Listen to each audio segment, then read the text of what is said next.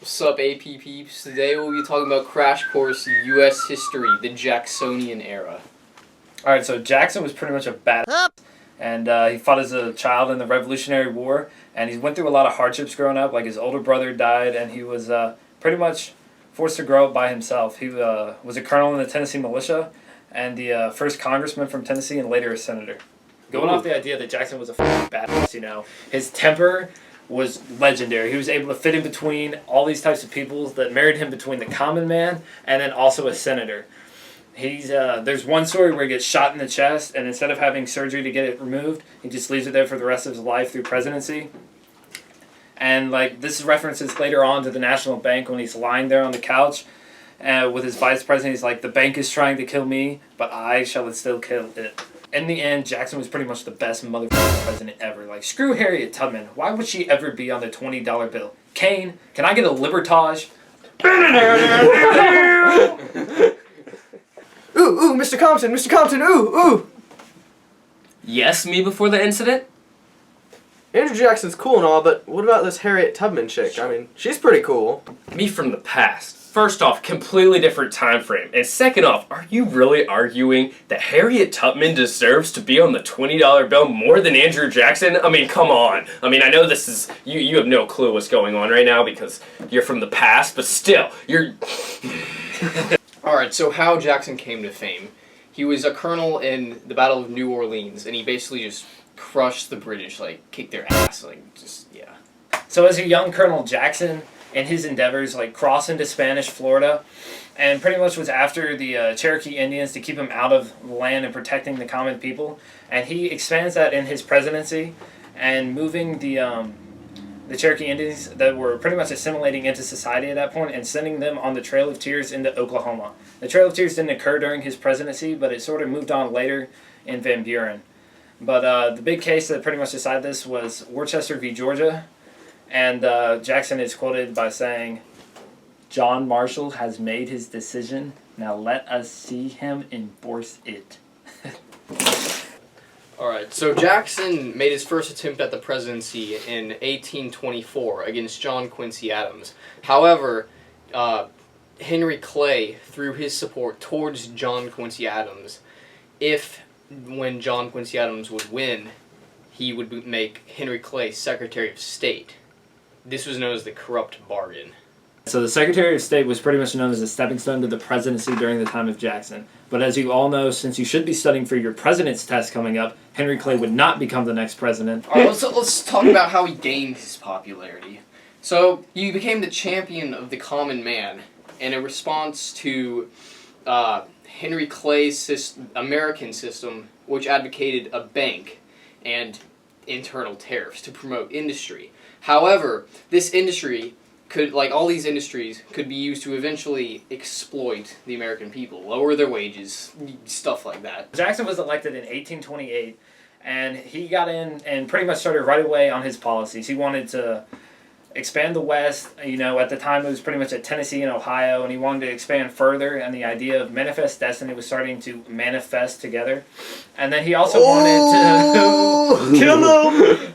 Alright, so Henry Clay wanted to recharter the Second Bank of the United States. However, this did not sit well with Jackson because he did not like the idea of all that money centered in one central bank in which the elites can control that money and none of it can be controlled by the common people of America. Jackson instead preferred, to have localized banks all over the country that had more specie circular for the individual man to be able to have more access to it. He also was a champion of the common people. Andrew Jackson was fighting for the Westerners and mainly Southerners' political voice in government up against big business at the time and merchants who wanted high tariffs. So we really see this beginning of growing clash in sectionalism, where it's, the Northerners and the Whig Party and then the Jacksonian Democrats really, stretching tensions that would later be broken in the Civil War.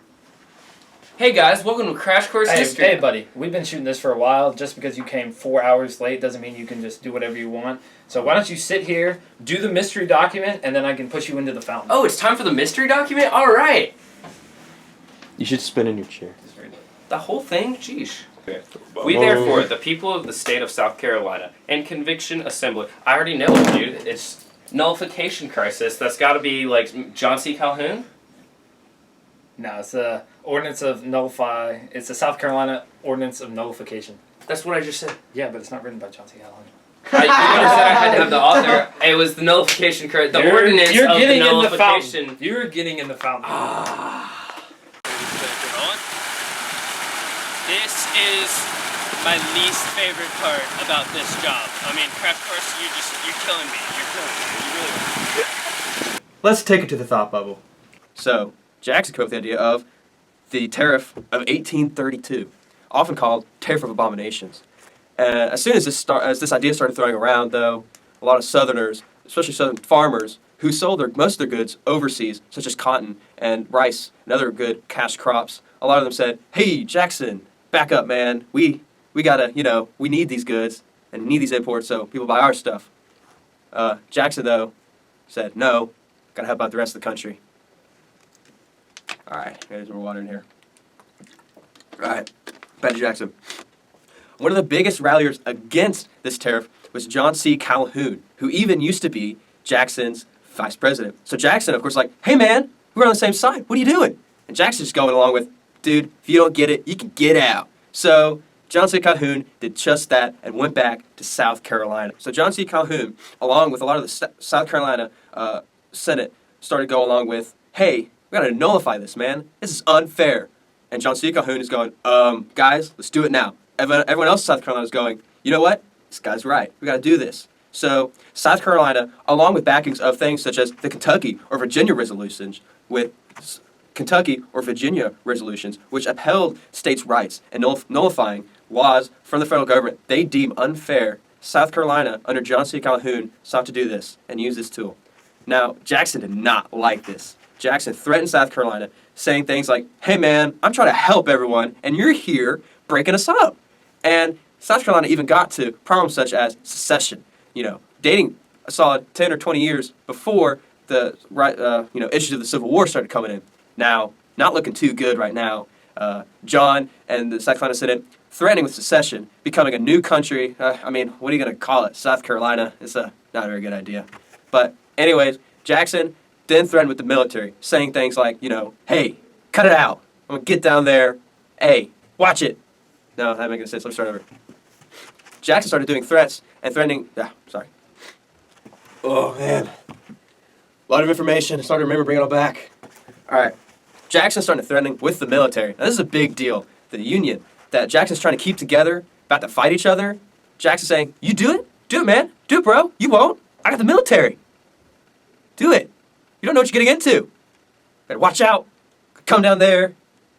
Knock over your blocks. End your ideas of secession." And you had John C. Calhoun and all the South Carolinians going, "Hey, Jackson, whoa, man. Whoa, tag out. I can't handle this." So tensions going back and forth, really rising, a lot of issues, and it wasn't until great compromiser Henry Clay. Woo! Yeah, Henry Clay. Sorry, Adam Norris is hype, so I gotta get hype. All right, get some more water in here. All right, Henry Clay came in and said, "Hey guys, let's back up. He broke up the fight, He told everyone, all right, we gotta calm down, okay? We calm, and we're gonna need to figure this little issue here." So, with a new tariff compromise, they're able to lower the tariffs to a respectable level that everyone was hunky-dory with. Even though the South wasn't really good with it, and Jackson didn't like giving into the states like this. But the important thing is, Jackson, saying like, "The Union, forever, yeah, we got it. Woo!"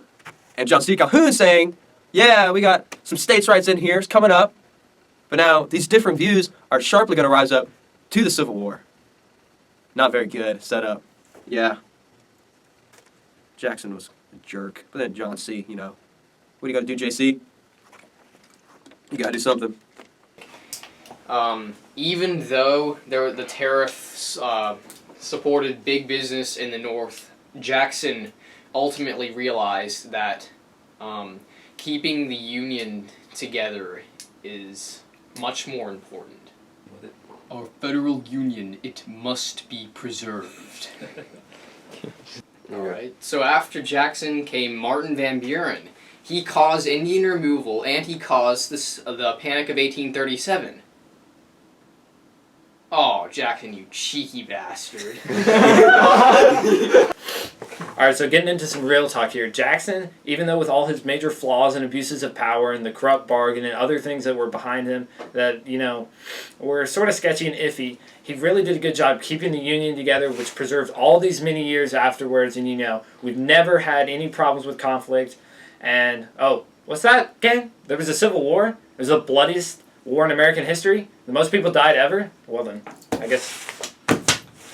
Alright, so Jackson's lasting legacy is the founding of the Democratic Party that still persists today. And while, opinions and views have changed and sectional support has differed, it is still the leading side of the Liberal Party and pretty much the side of the common people, as opposed to the Republican Party that's, promotes big business, which really evolved from the Whigs. His ideas were good, but the way he achieved this progress in the United States was not really always for the better. Like, in referencing the Trail of Tears, he opened up land expansion down in Florida and Georgia, but also he killed thousands of Indians. And then he also fought against the bank and expanded the executive power, but it sort of came off as that he was a dictator and he didn't really support the ideas that he was pretty much backing through his time as the president. Ultimately, Jackson expanded the power of the federal government, leading to a more united America and eventually the rise to globalism.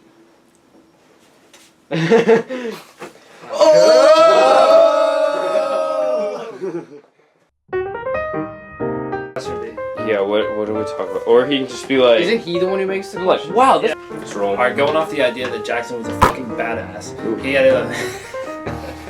Silence. Wow. Silence, you ruined this. I'm sorry. You gotta bleep it out. It took me by surprise. I wanted to see it. Silence! Cue the libertage!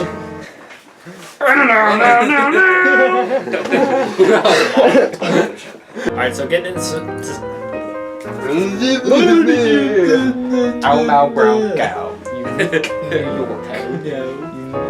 Being the champion of the common man and from the building west at the time, Jackson felt that it was his moral duty to be the man for the little people, almost like Obama was for blacks in the first presidency. Because blacks are Little people. Okay, Kitty. Okay, we'll cut that out. We're not using that. Happy Jackson, Frowny Jackson. Happy Jackson, Frowny Jackson.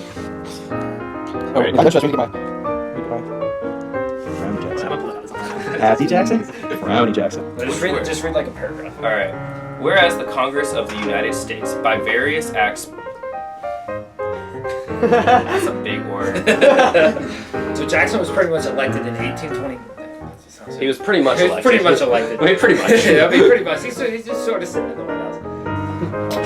problems with conflict.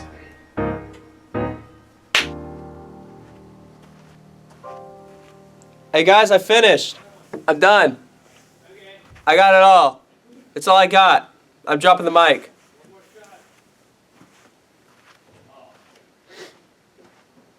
I took a lot of water breaks.